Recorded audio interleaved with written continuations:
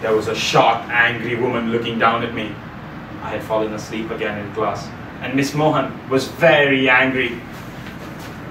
Vikram, I know you find this boring, but wake up. Class, don't be like him. Keep your learning antenna up, and the world will teach you amazing things. Now, Vikram, get out of class. I was the most outstanding student that day. Keep your learning antenna up. How about this? Contest chair, fellow Toastmasters, and those of you who still haven't understood your teachers. It took me 15 years to understand Miss Mohan. World record for the world's slowest learner. And I was on the rooftop of a temple the day I understood her, in Burma, and I was waiting for the sunrise. I traveled thousands of kilometers to get here, but all I could see was darkness. And more darkness. Oh, wait a minute. What's that? Stars. Millions and millions of stars. All those magnificent beauties winking right back at me. And that was Orion, and Capricorn, and Gemini. I was truly lost, gazing into a dreamy sky. But dawn began to break, the darkness faded, and the dance of the light brought life to the land. The first few rays illuminated the temple I was on, and the next few rays illuminated another in the distance, and another, and what was until seconds ago pitch black was suddenly a beautiful landscape filled with 1,000 temples, covered in a thin mist, lighted perfectly in that tinge of crimson orange. Show's over. What do you do now? What should I do now? Would you upload those photos quickly onto Facebook? Or do you rush for the breakfast buffet? I would have, but on that day I stopped because Miss Mohan popped into my head again.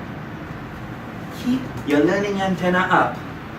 What was it? What was nature trying to teach me? Was it a sales presentation? What was nature trying to teach me? And then it dawned on me. That entire scene had a deeper meaning. It symbolized modern day Burma. The thousands of temples were the people of Burma, hidden away from us for many years. Hence why I waited in complete darkness. Slowly the light began to uncover the land and we could see more of her. But she wore a thin mist to maintain her mystery, modesty, and magic. And the protagonists of the story, the sun and Aung San Suu Kyi. Nature had just given me a metaphorical history lesson. But if not for Miss Mohan's words, I would have rushed to that breakfast buffet, not stopping there for that lesson. What would you have done? Are you rushing through life from place to place, or every now and then do you stop, wake up to the world around you, and learn from it? I finally understood Miss Mohan's words. I had been sleeping in class for 15 years, never awake to the world around me, never had my learning antenna up. As I went back to the hotel in a state of amazement, my first lesson came across me. It was in the form of an old rusting bicycle. It had started rusting, stopped moving, and someone had thrown it out. And I realized that I was similar to that bicycle because each time I learned, I took a step forward.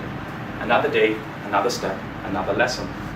But if I stopped moving, stopped learning, started rusting, would someone throw me out? I'd already been thrown out of class.